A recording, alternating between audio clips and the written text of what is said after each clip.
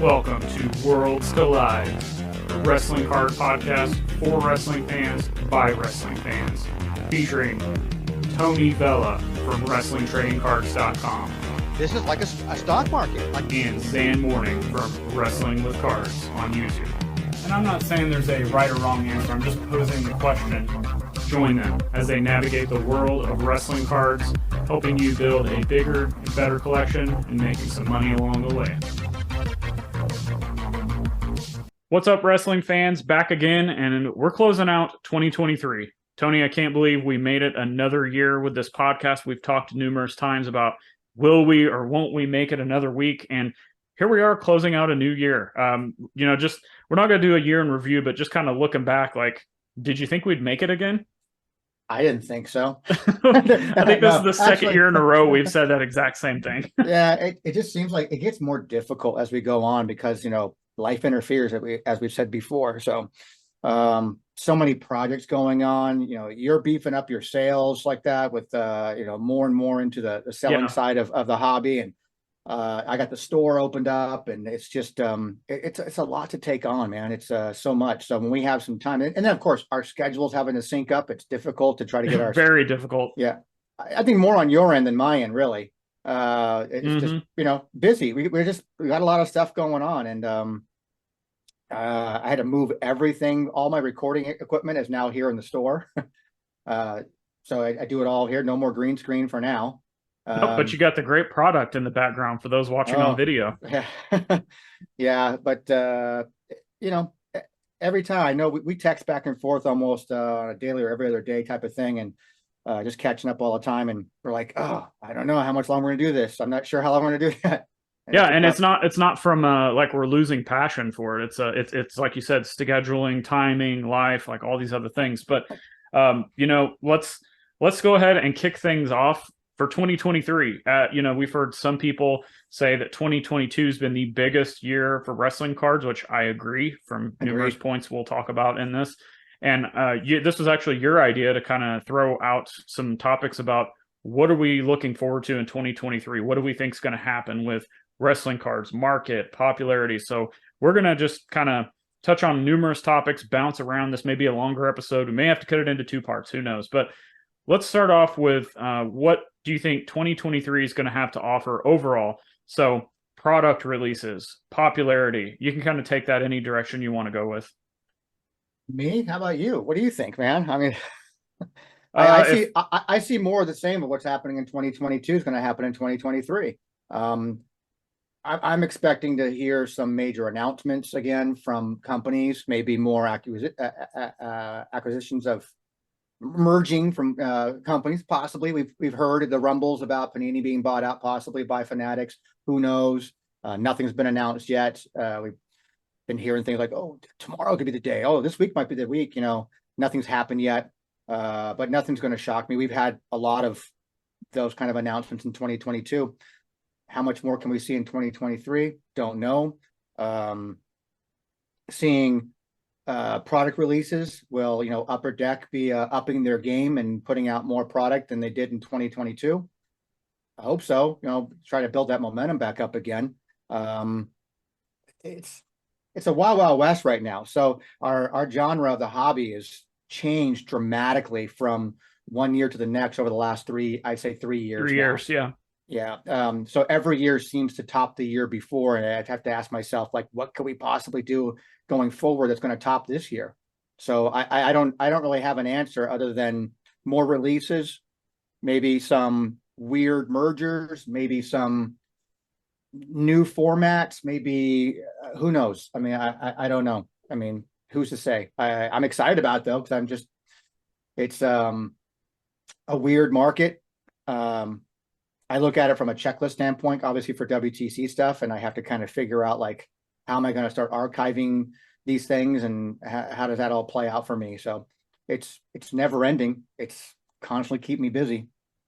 Yeah, I 100% agree with everything you said. More. I think that's what we're going to see. We hit a point this year where wrestling cards have become like even people that we don't interact with on a regular basis that, are that maybe they've been collecting wrestling cards for years and they're just now getting on social media. Maybe they've been wrestling fans for years and they're just now collecting, which then led to social media, led to the community. And I feel like we're getting to this point where it's almost like the sports card world where it's so big, or it's getting so big. Well, let me reference back to this. Sports cards are so big that you can't really have this tiny niche community. And it's been said before that, we all used to be a small community. We've all used to get along. We all used to play kumbaya. I think we're getting past that. I think our niche is becoming so big. Like you could maybe eventually you put us in the Pokemon realm where it's so popular. There's so many different styles of collecting that it's just like any other hobby at that point. I think that's what we're going to see. More people coming. Actually, I agree. More people come. We're there. Go ahead. Sorry. I think we're there. I think the Pokemon comparison is accurate. But the other hobbies themselves continue to grow too. So when we were already like this, this redheaded stepchild in the hobby, and then you have to see football and baseball and basketball continue to be the big boys, and they always will be. They always will be. And here we are, we're growing. We're not really catching up to them in a sense because they keep growing and we're kind of growing. And I don't know if it's the same rate or not, but our hobby, regardless, is getting more eyeballs on the product. Panini kind of opened that up, I think, a lot more for our hobby. There's no denying that, good, bad, or indifferent. Right. So it's just we get taken more seriously, and then as our hobby grows, the divisions grow. Us versus them mentality is hit. We try to avoid it as much as possible, but it's there. And now we have to sort of adjust ourselves and figure out how we want to navigate those kind of waters now. This is not going to be an episode where we discuss all that kind of stuff, but that's just where we're at. And I see that probably continuing in 2023. I don't think it's going to go away anytime soon, if at all, but it's going to always play a part in our hobby. We just have to, we'll all figure out ways in the coming year of how to play on this court a little bit better than what we did. 2022 is a growing year for our explosion. I think 2023 is where we start to settle in a little bit more while we're still absorbing and taking in hopefully some new and exciting things that are coming out. But I think as far as from social media standpoint, how to get information, how to do your homework, how to play on this team, I think that becomes more of a more settled thing now, as opposed to like all these explosions going on. And but it's all going to be good for the hobby. The hobby is in a good place, I think. I think even though sales might be down across the board in all collectibles, I think 2023 we're going to probably see similar. It's still going to be kind of, I don't think anybody has any idea when we're going to see a spike in the hobby again, but I think we're going to start still seeing a more gradual upswing in people collecting our niche. Yeah, and we'll touch on the kind of market aspect of wrestling cards, but I want to circle back to some things you said. You're talking about Panini. I think at this point in 2022, we've hit that mark where you want to say that the wrestling has always been the redheaded stepchild. I think with the Prism release, and everybody, there's a lot of people out there that still like to talk about, oh, look at the wax prices now. You guys are idiots for whatever. As DX says, I got 2 words for you, but buy it. No, yeah. But I think Prism, you go to these major sports card shows, and these tables have Prism Golds, Prism Blacks, Prism Autos. And they're right there along with the basketball, football, baseball of Prism, or optic golds, or 1-of-1 superfractor, whatever it is. Like, wrestling has officially hit that point, just like UFC, just like Pokemon, where while the mainstream may not collect these things, they understand that there are certain aspects of them now that are just as big, if not bigger, than certain aspects of sports cards, or certain sports cards. As to where people in the past were like, I only do baseball, basketball, football. I'm not messing around with that kids, Pokemans. I'm not messing around with that stuff. Wrestling, UFC, Pokemon, Fortnite, like all that stuff now.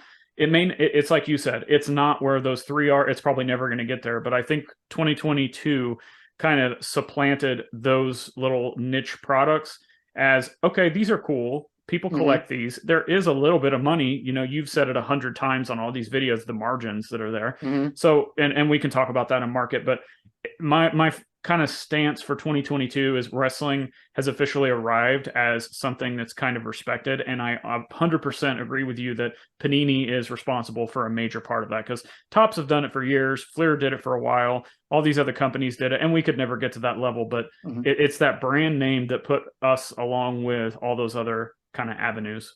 It's evident when you walk around, like this year doing a walk around the National, and you see people with their little, it still cracks me up seeing their little suitcases. Yep. But they come out their little suitcases and their carrying case, whatever, but they have a mix. You're going to find people now having like a couple wrestling cards inside there that are graded, you know, in their little suitcases now, where they never used to carry wrestling cards probably before, whether it be just because it's trade bait for them or looking to sell or whatever they're doing, but they're carrying stuff. You're seeing more people carrying wrestling cards now, whether it be from a nostalgic aspect, like, oh yeah, I remember totally Hulk Hogan and Randy Savage like that back in the day. Now they've got some, you know, 85 Topps or 87 Topps graded in their little suitcases like that. And then you got some guys who are like, you know, because of Panini now, they've got some modern, you know, they got golds and blacks and whatever else. And they got stuff in their cases they never used to have before, like you said. Yep. Let's move on to talking about what we know so far that's going to be in 2023. And for me personally, I think that, you know, we're going to see more. Again, that's the more kind of the theme.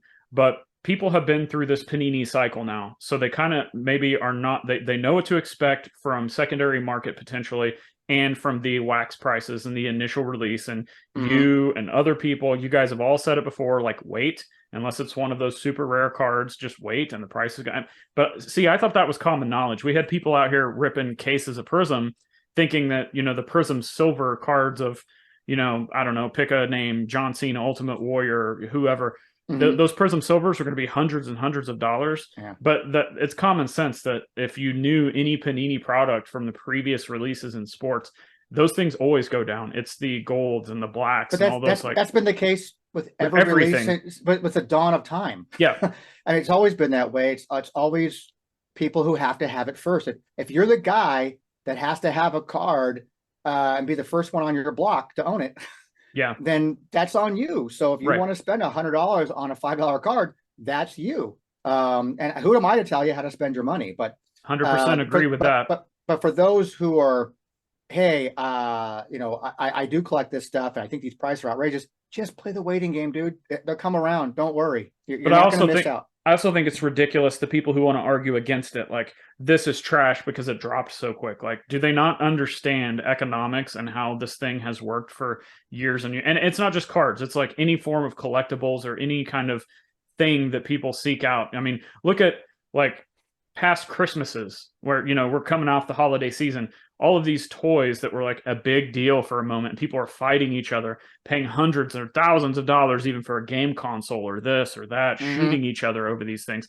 A year later, you can find those things at Goodwill, you know, used. It's the same concept. So the people who want to just trash, I don't mean to make this a Prism thing, because we've talked ad nauseum about that. But Prism is it's always going to be a discussion when it comes to talking about 2022 and wrestling cards, because it was such a major part of our hobby this year that it did catapult a lot of things for us in our hobby. And as I say it repeatedly, good, better, and different, it still has done that. And here we are talking about it, and everybody talks about it, whether it be trashing on it, whether it be praising it, whether it be, you know, I don't care so much, whatever. It still played a major part in our hobby, and it will always be referenced. Let's keep talking about it, because I'm actually excited. I may actually get, you know, what do we know so far in 2023? What are we looking forward to? This may be one of the years where I'm actually buying the most modern product I can think of, because I've got, there's two things that stand out that I am actually going to try to buy. And that is, of course, Karrion Kross Panini products. Of course. Are we gonna get him in Prism? Are we gonna get him in Impeccable? Like, all of these sets that, you know, Panini could actually, are they gonna put out Optic? I love the Optic brand because it reminds me of like Topps Chrome. I love the gold vinyl 1-of-1s. I love the design. So all these brands that Panini has, that's going to be interesting to see. What do they put out in 2023? We're going to get Prism at least. What else are we going to get? But the fact that I'm going to now have that feeling that you and Adam and all these modern collectors have been going after, like, am I going to get that? Or is there a potential that Cross for some reason gets released before that product even be, who knows? I don't know. That's number one. Number two, hold on to your butts, people.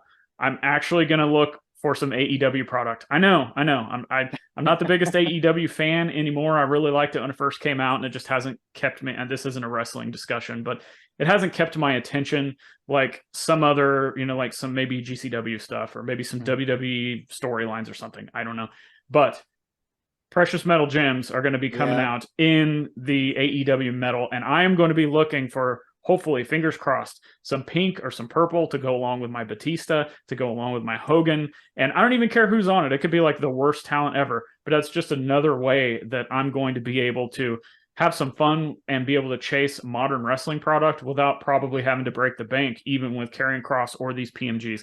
Now, if I start trying to go after an MJF, pink or purple, if they have those, that might cost a lot. And maybe that's the way to go. I don't know. We're going to have to wait and see, but from a collecting and buying perspective, my wallet's not happy, but I'm excited for 2023.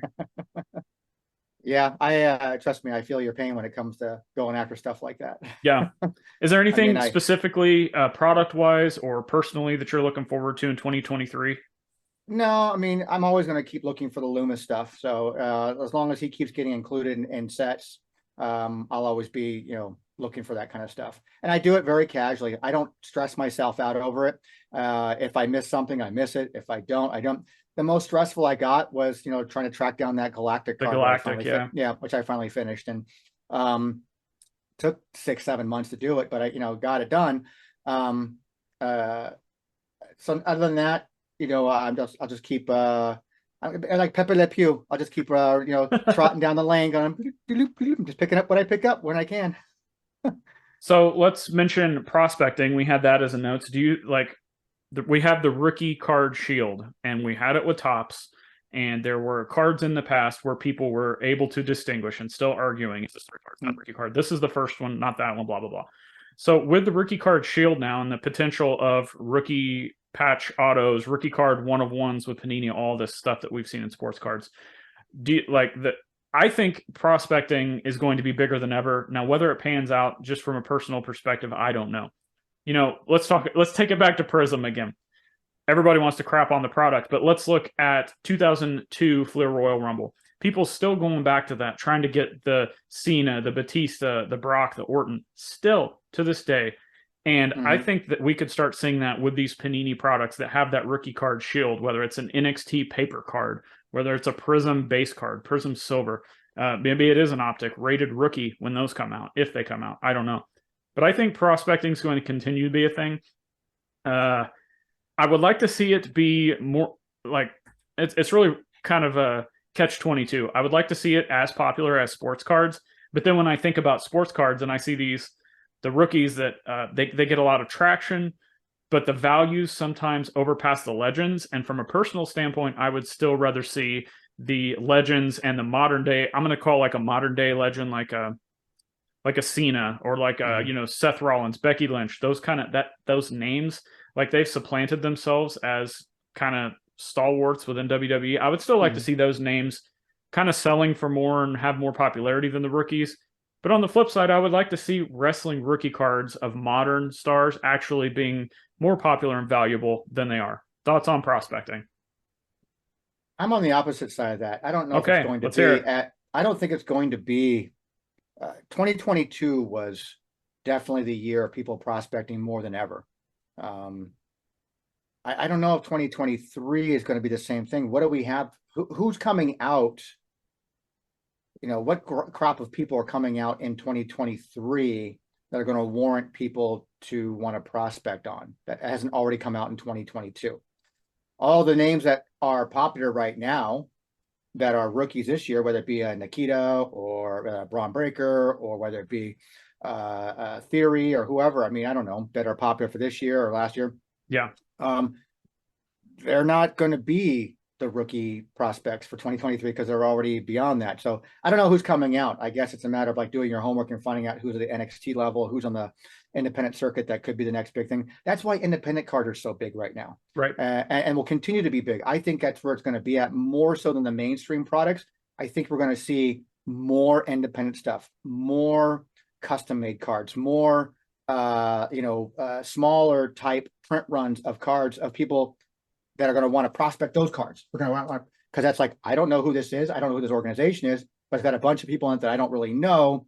I'm going to buy some stuff there because it's cheap, it's complete, and I'm basically prospecting that the next MJF might be in this card set. Who knows? We don't know. I mean, it's evident. I'm going to be curious from a checklist archivist standpoint to see. Go look at WTC's 2022 checklist page and compare it to any previous year in the history of wrestling cards. It is by far the longest, most released product ever. It is ridiculous the level of cards that were released in 2022. Are we going to see the same level in 2023? I think so. I think we're going to see just as much, and more people, more independent organizations getting into producing card sets because it's a very cheap alternative to promoting yourself. You get out there, you're going to have those guys out there, the Chucksters of the world. The fact that we're talking about what is the Chuckster True Rookie card, that tells you everything you need to know right there. See? So people are going to be out there, the Tony O's and everybody else out there who's heavy into and good at tracking down independent cards. These guys are the guys out there that they're the prospectors. Some are prospectors, some are set collectors in sets, but we're going to see more of that. It's a cheap way to promote yourself, and people, in certain areas are going to be more known or get their organization known by someone from Maryland who has no idea who you are, but it's an independent set and I have to have it because that's what I collect. Right. I'm not going to say much right now. I don't think like that, but me being in Arizona, me opening up my store, I've already have organizations here in the store, come to the store who are like interested in doing something in 2023 for their organizations. And that screams, to me that we're going to continue to keep seeing more independent card sets. And I'm excited about that. From the mainstream guys, again, it's, I can't remember her name. The Rock's Daughters now is going to be a commodity, I think, in 2023. So I'm not going to sit here and start giving my list of people to prospects like that. But you can't, because if you look at last year, like let's take Hook for example. People were wanting that guy's card, and then was it I'm sorry that I just don't know some of these ancillary AEW releases. Was it like one of those e-pack things or match data moments or something like that he had a card, and like was it Action Bronson I think was on the card? Strictly digital card, I believe. You couldn't even get it. I mean, the only as far as I know, the only true, there's no real true. I've seen one custom. Kevin Gus put out his custom card set and featured Hook. I think that might have been the first card set to come out that featured Hook. Well, that's an example of what I mean, though, is like that was like what, halfway through the year, maybe 3/4 of the way through the year before we saw anything.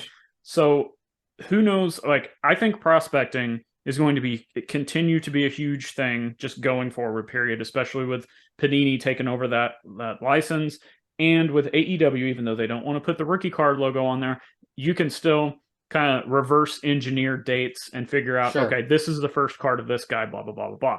But I think it's going to be interesting to see who they decide. And it's different than wrestling has this different than like almost every other aspect of sports cards or anything else is rookie cards could literally drop at any moment of the hottest talent that comes out of nowhere.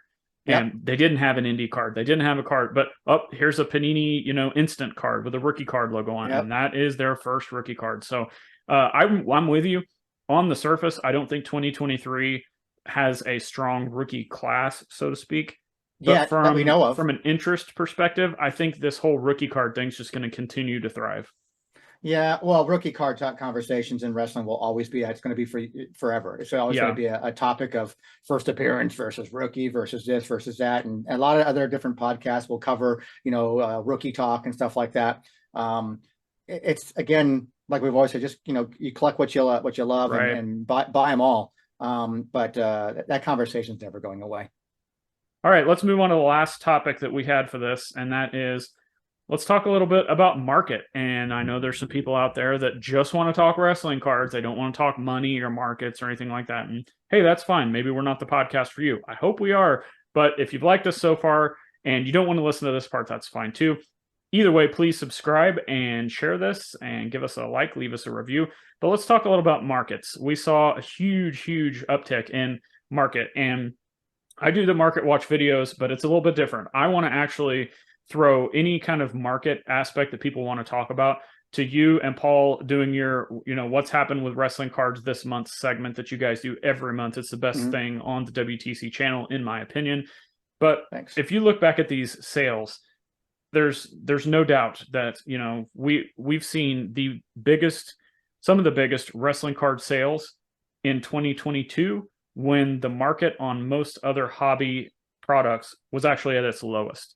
Yeah. So from a market perspective, are we going to surpass anything else as far as like baseball, basketball, football? No. Are we going to continue to set record prices for wrestling cards? I think so, because the popularity keeps rising. People are figuring out certain products and the rarity or the scarcity or how hard it is to locate that 82 All-Stars auto or that Japanese card from the 70s or, whatever it is that people want to try to find.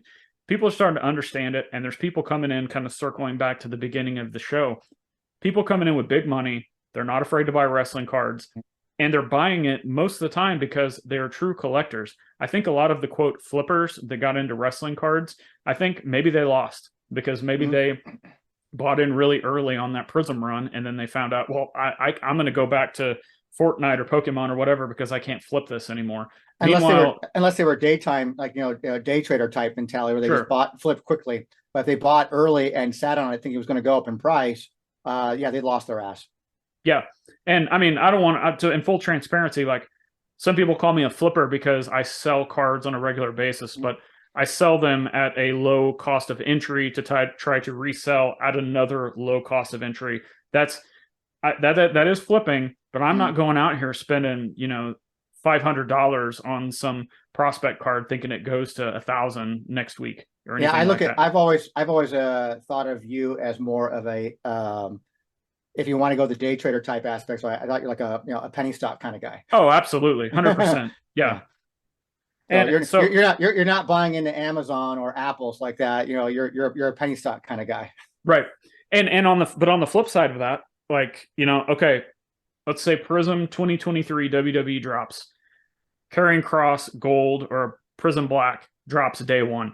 I'm going to probably have to pay whatever I've got to pay to get that. And that's what, I think that's a big discussion we need to have is don't be afraid to be the comp. And that is one thing that I think is really dragging down the market is if you want the card, go get it. Don't worry about, if it's, well, the last one sold for $5 less, so I need to get it for... No, if you want the card as a PC item, go get it. If you're looking to flip it, that's another story.